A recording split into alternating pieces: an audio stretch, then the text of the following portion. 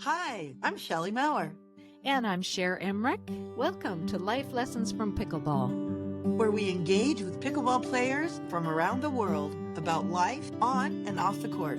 Thanks for joining us. Welcome, everyone, to Life Lessons from Pickleball. We are so excited to have with us today Joel Bell. Joel, your connection to the sport is incredible. Your father was one of the three men who created this game that has become a global phenomenon. And beyond that, you have such a fascinating journey. You married your childhood next door neighbor, Julia Cuskin. How cool is that? Spent years in Los Angeles making music and producing records. And for the past 20 years, you've been a therapist and counselor in Ballard, Washington. That's quite a path. Incredible. And now you've added author to your list of accomplishments. By the way, you are a really good writer. With your book, 5-Star Trust, a Memoir. And in it, you uncover a side of your father's life that most of us, and sounds like even you didn't know for a long time. And we'll definitely get into that. But first, as pickleball players, we owe your dad such a great debt of gratitude. So, how was the game invented? And how did it ever get the name pickleball? I kind of think the origin story is pretty well known, but the story goes that my cousin, my father's best friend's son, Frank, was about 14. He didn't want to be on Bainbridge that summer, and he'd rather be in Seattle with his pals. It was boring out there at the grandparent Pritchard on Pleasant Beach. And he, sulked. And of course, Dad and Joel were off playing golf, leaving this brood of kids. It was a different era, right? There was no responsibility that the dads get involved. And but Frank complained, "I'm bored. I don't want to be here." And Joel said, "Well, when I was a kid, we used to make up games." So Frank challenged. He said, "So make up a game." So the origin of the game is that it was a childhood taunt taken up by Joel Pritchard and my dad. They found ragged paddles, they found a tired wiffle ball, there was a disused badminton court, and that was the recipe. And how soon did it kind of take shape? Well, the kids were forced off the court almost immediately because it's the only racket sport you can play with a cocktail, that's for sure. And I think that I would say, I don't know that my folks, that Joel and Barney and Dad were particularly different than other people in that they liked to invent, like it was fun to invent, right? The ball bounces true, it's condensed. Tennis was kind of a game that people played, cocktails, on the side of the net, and or you could argue and just talk smack the whole time. I mean, there was a lot of elements that just were baked in at the beginning, and the rules became official, also part of the apocryphal story, when Dad and Joel were losing very badly to a pair of very athletic young men who were just jamming the ball down their throat.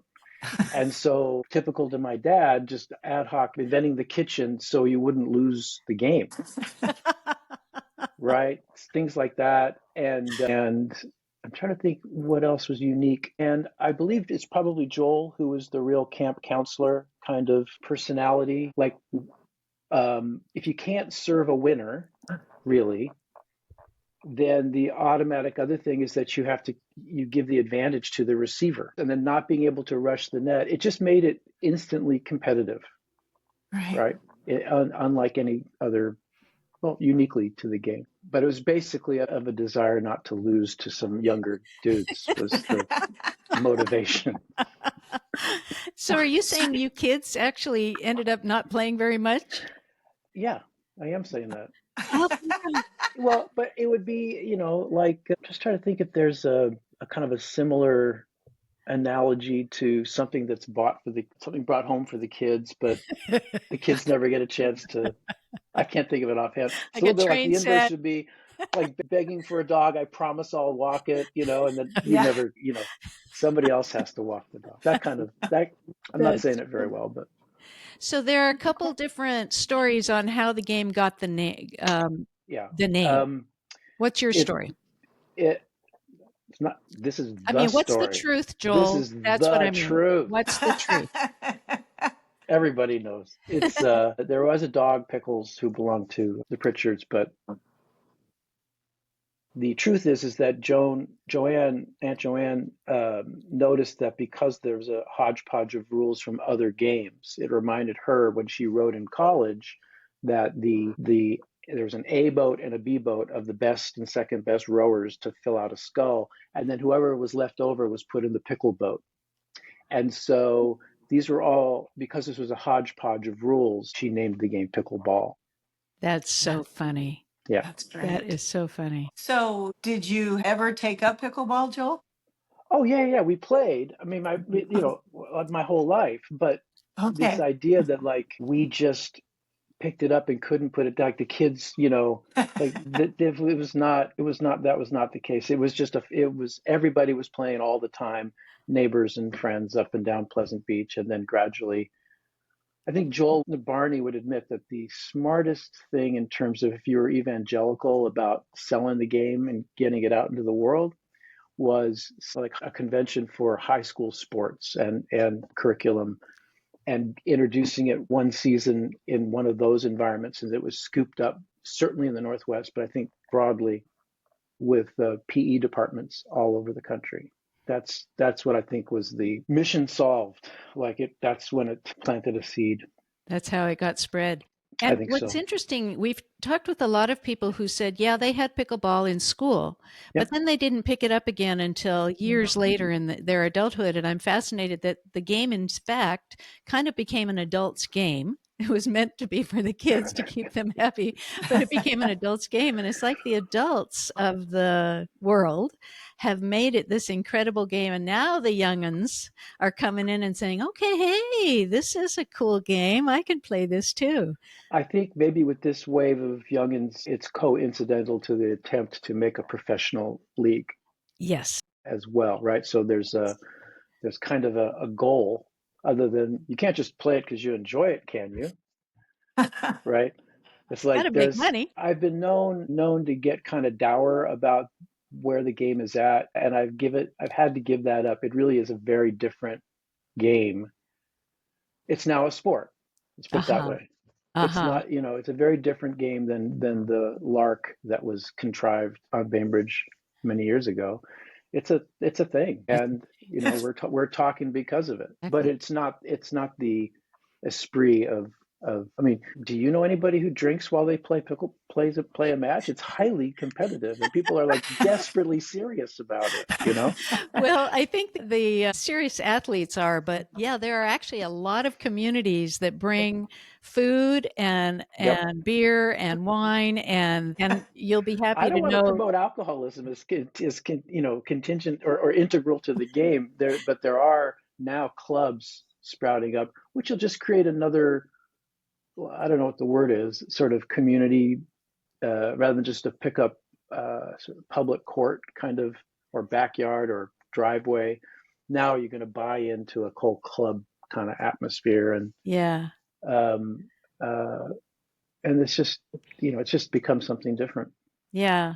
I'm sure being a part of the original, it's hard to see how it's kind of changed over the years. I think that's why I'm outing myself. Like it's very easy for me to, it was previously, but in talking about the game, like, well, something very disdainful and like, this is all too serious. And I had to I had the problem. It was my problem, you know, like, oh, I was there. It's like, yeah, it was one. Like what, you know, And it is how many years old now? It does change over the years. it's 65 to 2025. Jeez, that's So, wild. It's mhm. hard to imagine. Well, you'll be happy to know that my community still takes it very lightly. It's like recess. We do try to win, but it's not serious. There's a tournament at my sister's place in Massachusetts. She's over sort of near Cape Cod, and they now have the Bill Bell annual pickleball tournament with trophy and plaques, keeping Wow. track. And they're all people who played a lot of tennis who took to the game. Maybe Yeah. they still do play. It's pretty lighthearted, but Nice.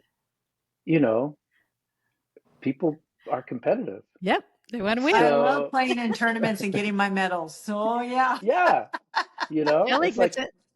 yeah, it's I that, get oh, we're just here to have fun. Are you really? it. Mm. Well, speaking of Bill Bell, your Yeah, dad, yeah. when we met you at an event a few weeks ago, and you mentioned that your dad had this other side of his life that was unknown, we were absolutely captivated. And so then we got to read your book, and your story is wild. It's just amazing. So most people don't know it, right? So tell us, when did you first realize there was another side to your dad's life, and what was it? My dad went to work for the CIA and in a role that a lot of men of his generation and temperament did, having tested during getting in and out of the army, enlisting to fight, and the psychometric testing was probably pretty rigorous for people who are willing to do that. And he had a certain profile. I was born, so he was about 40 and had been working in Washington State politics, but he went to work for a Canadian nickel mining company officially, and unofficially, he was an operative for the CIA and took the family and took us abroad. So we picked up and moved from Seattle to New York for a couple of years, and then moved abroad to Australia and Southeast Asia. And we did not come back. I didn't return to the States until eighth grade. So I was Wow. gone from 5 to 14. So 10 years we were abroad. And all the while, mostly he was VP of a nickel mining company. The U.S. had just helped install leader in Indonesia, General Suharto, Hmm. put down a popular communist movement to do so. The U.S. was doing a lot of that around the time. This is how the Cold War gets fought, that kind of thing. So yeah, and so Dad, in order to do that kind of work, had developed a kind of character about himself. He had I think in the book I talk about the game, the sort of the shtick he would play. We would stop, for instance, if you think of old British colonial style hotel like that had been there, already for more than 100 years, the Raffles in Yeah. Singapore. And of course, they have tennis courts, but Dad would, kind of throw a minor fit. No, how would he say it? He would grandstand. I'd like to book the pickleball court for later in the day, that kind of thing. Knowing full well they had no idea what he was talking about. So, what do you mean? He was that kind of, ugly American. So that you're that saying kind of you're saying that at Raffles there were tennis courts, and he would say at the front desk, "Okay, I I, want to book a pickleball court," and they're saying, yeah. "What the heck is pickleball?" And No, he's they would no, they upset. would How they do would you not say know? no, they would say, "Excuse me, sir, I've never heard of it." They were polite. He was rude. And that's how he got pickleball overseas. Then he would say like, "Well, here, let me show you," right? And then ask Barney or Clutch to send a box to the Raffles, and he was the international ambassador.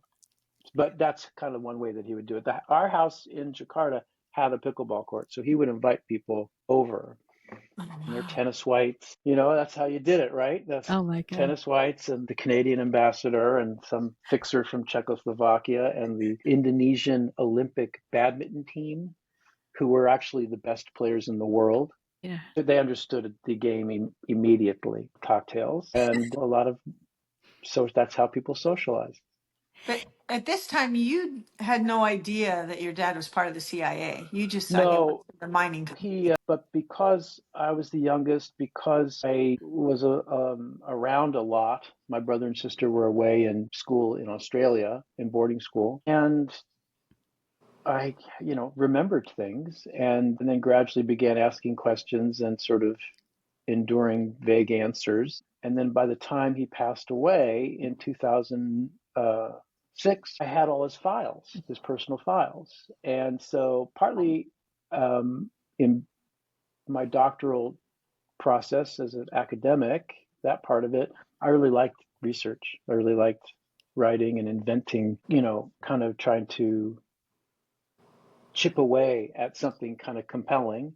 And then my dad's stuff is there, and I thought, I think I'll keep chipping away. And then I built my memoir out of my memories and putting the pieces together retroactively, like, From his that's what it meant. Oh, look, that's corroborated. And then just tried to make it a readable story. Did you ever ask him, were you a CIA spy? And he said yes, or was it ever that straightforward?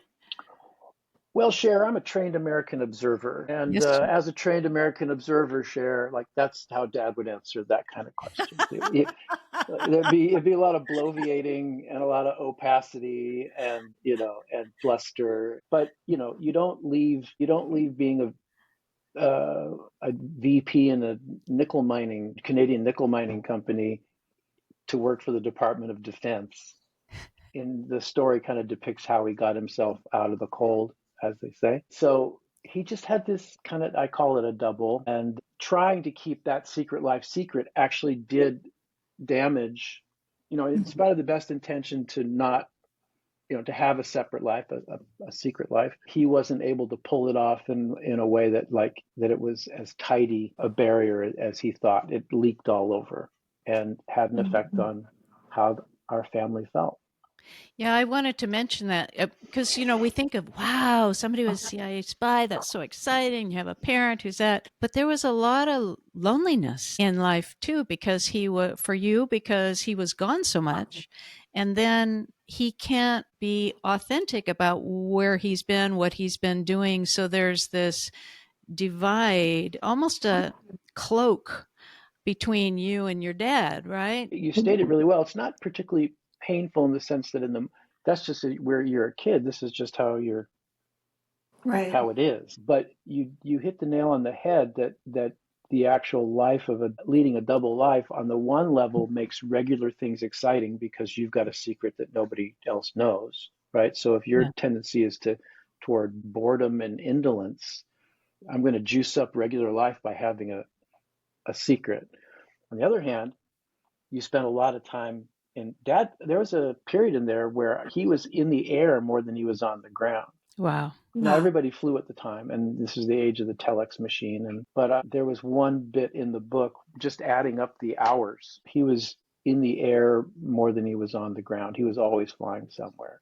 I have a passport of his. This is about 4 feet off the ground or so. You open up the passport, it's got extra pages for visas.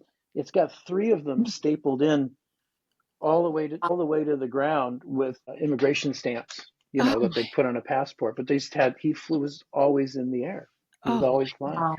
But that's a lot of time by yourself, is the point. Yeah, for it whom? is. Who's by themselves? He is. And so you're right about the loneliness. It suited his person. It suited him, I think, to be on his own Uh-huh. like that. And I didn't know. This is weird. You don't know Right. it's weird, or if home feels bad. You don't know. And plus, we're having this amazing adventure as a family. I'm seeing the world, Hong Kong and Singapore and Africa and Indonesia, and traveling as a normal thing. Yeah. Right. You put it all together kind of later, a little bit. And as you were putting it together, you wrote about how music became kind of your lifeline because Yeah. expressing emotions wasn't common. Probably not common even in that age, right?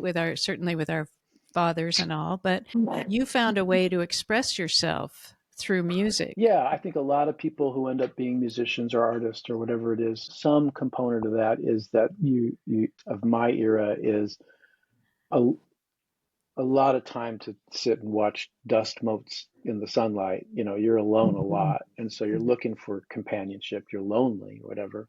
Yeah. And then, of course, the Beatles hit in a big way, 66, 67, and changed the world. Yep. And then I'm being sent abroad at the same time American culture is spreading abroad, as it were, right? And it just landed on me. And I'm also kind of the feely one anyway in the family. So it's kind of those 3 things. And I think were the reason for it. A lot of people, like when they were gripped by, I don't know, a certain song, Shelley, if you heard something when you were 10 or whatever, and it's like, but for me, it was like, I'm having that because that's the coolest thing I've ever heard in my life. And it means everything, that kind of sensation. So, and dad, he was responsible for a lot of the records that made their way home. I think there was a part of him that wanted to be able to commune in that way. I don't think he intended to influence me as he did in that sense. That's for him. They were his records. Yeah. In this book, I say, he brought home the Beatles' Abbey Road because a person whose opinion he respected, our next door neighbor, said that it was a work of genius, right? And so, well, I need to check that out. That kind of book of the month club sort of filter on it. I hear this is a very good book. I say, okay, And your parents ultimately separated and divorced. How old were you when that happened? 14. Was she aware that your dad was in the CIA? She didn't believe it. That's actually the first most interesting thing in writing a memoir, was to understand their relationship. The first most interesting thing was, well, my mom's name was Tina. Well, whatever it was your husband alludes to being up to most of the time, you think he's kind of lying. He's just making it up. And you're okay with that. I thought that was so funny. Right? Like I would, and here's the most important thing. And dad was okay letting her think that. Uh-huh. And then your double life is the fabric of a double life is set. Yeah. But that means that your partner regards you as something of a blowhard and mendicant, and like a kind of like can't make sense of the guy. But she had kids and a new country to figure out, and she was, I think kind of herself not super feely, so she kept it to herself. That would have been too much too. She just didn't want to believe it, right? I mean, she was in a new place with all her kids, and I think you're right. I think that there's a bit of like just survival. Yes. So I just think that to me, when I was tinkering away, trying to make a story, trying to understand my folks, like I knew that she didn't believe it. It's like, and he was okay letting her not believe it. That to me was the part that really kind of allowed me to start to put memories in the right place. They were alienated much of the time from each other. Yeah. And of a different era about marriages, obviously. Like Absolutely.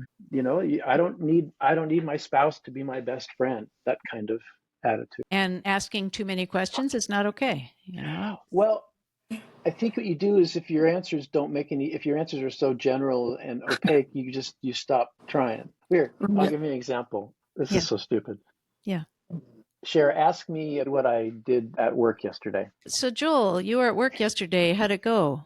Well, I was talking to some people about some projects that were kind of interest. Thank you for all that detail. Oh. You just stop asking. Now, in my case, I have confidentiality. As a shrink, I think Julia doesn't expect much information from me, and I don't give it. But That's so fascinating. And I do find it fascinating that you chose this as your career, to be a shrink. And that's somebody who helps us delve into the details, the feelings, all those things that you kind of had to stay away from so much of your life, or at least you couldn't express what was going on with you as openly and honestly as you would hope your patients can do. That drove me from the beginning when I was setting out on the doctor path, which was, on the surface of it, psychotherapy and espionage look identical. Say more about that. Say something about that. Well, I'm learning your secrets. You're my client, let's say, and I'm sitting here, here I'm doing the therapist thing, like keeping, tell me more. I'm telling you, right? And what do you know about me? Nothing. And I'm learning all your, right? Oh. So the question then would be not, look at the similarity. What distinguishes me from a spy? We get a little closer to a fancy word is archetype, but structure of what's the distinction. So the question is how you listen is everything. How you're listening, right? And why? And what you're listening for. Yes. And so I guess what I discovered, to my own relief, like, oh God, I'm a spy. I'm a terrible therapist when I'm listening like a spy. I'm not engaged. I'm not engaged at the same level of vulnerability as my client. So my job is what distinguishes it is that a spy thinks that they can know something without being known in return. Yeah. Right? I was never here. I got the information. The truth is, all the best espionage, just like the best therapy, is there's tremendous intimate understanding between both parties. Each knows that they're in a role. And what happens is real. Right? Yeah. But the distinction is that I don't want anything from my client. That's it. Right. That's the difference. I don't want anything. So at some point you go, well, therapy's fake. I'm just paying you to be my friend. And that if the therapy is successful, every client at some point begins to feel that weirded out that way. Like, oh, I'm just, blah, blah, blah. And the best analogy that I've come up with is to ask, have you ever cried at a movie? And people say, well, sure. It's like, well, movies are fake. But the tears are real. So yes, this is a contrived process to try to find healing or growth or whatever. We set out on an adventure. You don't know what you're going to get, like the top of a movie. There's no trailer, right? But you're intentionally setting it up. And then you have an experience inside, even though you've intentionally set it up, the thing that happens in a session is actually authentic. And so just because it's contrived, it doesn't mean that it's not real and authentic. And maybe this is what you were saying, is that you have no intention to use any information you receive or insights you receive for any other purpose than for that person's advancement. The way I think I put it, sometimes overly self-deprecating, but not so far off the mark, is to say, if it's going well, I'm useless. Like, there's no other than some kind of enhanced experience of contact and managing contact with another person, and then being able to notice how we're handling that. What do you do with that except walk out like a more rich person in some way with more facility, let's say. So I tell people, use me. Absolutely use me, right? Right. Joel, what a fascinating journey you have been on, and thank you for everything you're doing to make this world a better place. And with your music and your therapy and all of those, you also play pickleball. And so a question is, what life lessons have you learned either on the court that you use in your life, or life lessons that you use in your life that you also find yourself using on the court? I guess the first lesson, and most of maybe your audience for this podcast are older, which is never underestimate an octogenarian.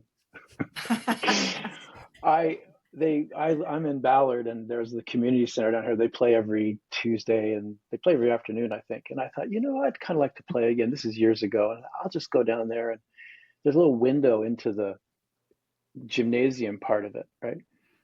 And I'm nervous, say, first of all, Joel, shut up about that, your dad. You're just here to don't say anything. Don't be an idiot. Don't say it. Don't say it. Don't say it. Don't say it. Right. But if it were a movie, if it were a film, it's a jump cut to, well, my dad, it's just terrible. Anyway, I'm looking in the window, and they're just like, they're all 70 years old, or it's the middle of the day. Like, I happen to not work on a Monday, and I'm act like I'm retired, which I'm not. And so, okay, well, all right, now go easy on them. That's what I tell them. Just go easy. You're not here. You're just here to try the game out again. But they handed me my ass they just handed me my lunch. Like, I was completely, so my arrogance, like playing the game well, has nothing to do with being more athletic necessarily. It's just the first rule of the game. Like, it's helpful to be athletic. It's not necessary. Right. Exactly. And the real problem, they handed me after I had confessed, who I was, who my dad. You did it. You couldn't help yourself. I completely blew it. I was like, whoa, blah, blah, blah. It's like, oh, and then trounced me.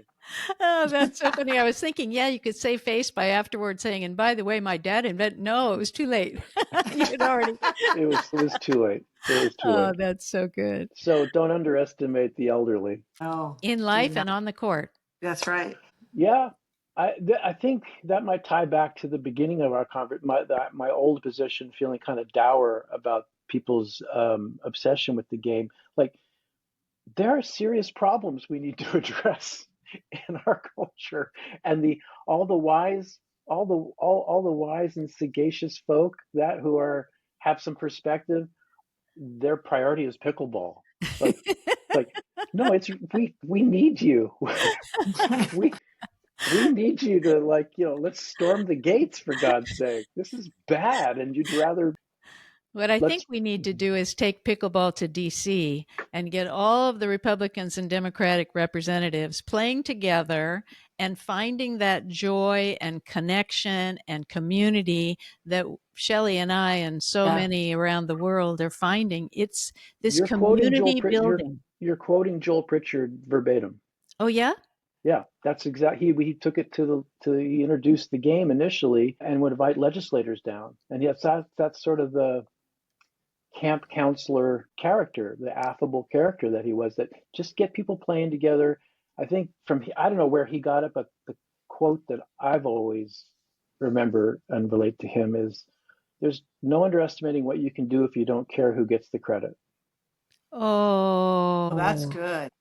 I And bet. so get people playing together, and get them talking, get them playing, and that kind of. So you're not wrong. I think that was Right. actually how he got a lot done as a politician. That Yeah. is very cool. And I am seeing the world changing. We had a guest from Ghana who talked about how different tribes would get together on the court and people who wouldn't ever cross paths. And certainly I'm experiencing that too.